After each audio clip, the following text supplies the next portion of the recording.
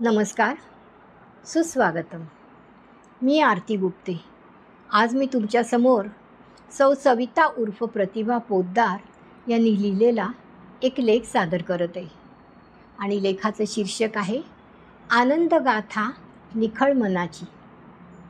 मनाचे उठती विविध तरंग, उमटतात अंतरंगी किती रंग.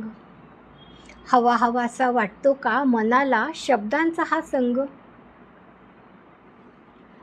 खरंच मनाचे विविध तरंग अनुभवताना जीवनाचं एक एक कोडं सहज सुटत जातं, अगदी श्रीकृष्णाच्या मुकुटात शोभणाऱ्या मोरपिसासारखं. एक एक रंग विलक्षण, विलोभनीय आणि अवर्णनीय सुद्धा. आयुष्याच्या प्रत्येक वळणावर प्रत्येक रंगाचा अर्थ अगदी नव्याने समजत जातो आणि आयुष्य रहस्यमय वाटू लागतं. म्हणजे बालकृष्णापासून त्याचे एक एक पैलू उलगडत जावेत तसे. बाळ गोपाळांचा कान्हा, सुदाम्याचा सखा, राधेचा मोहन, द्रौपदीचा पाठीराखा, अर्जुनाचा सारथी, किती किती म्हणून सांगावं त्याच्या विविध रंगांबद्दल. साऱ्या रंगात स्वतःच अडकवतो आणि सगळ्यातून तोच सुटका करतो. तुम्ही म्हणाल, मनाच्या निखळ गाथेबद्दल लिहायला सांगितलं तर हे काय भलतंच लिहिते. पण तसं अजिबात नाही. बऱ्याच वेळा लिहीन म्हटलं तरी लिहून व्हायचं नाही आणि आज मात्र त्यांनी स्वतःहून माझ्याकडून लिहून घेतलं.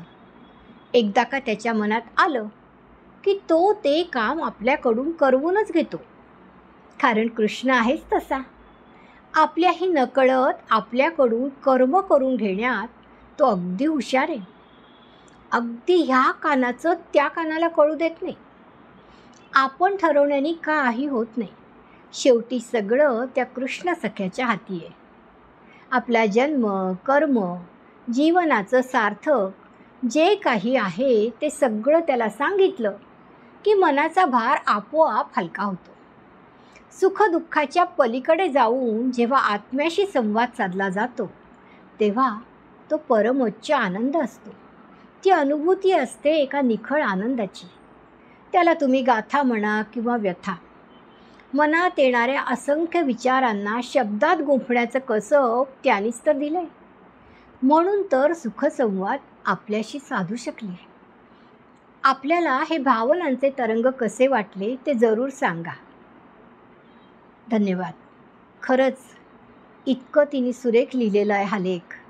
तर जो काही तुमचा प्रतिसाद असेल, ज्या काही प्रतिक्रिया असतील त्या जरूर कळवा लेखिकेला. तिला खूप आनंद होईल. धन्यवाद.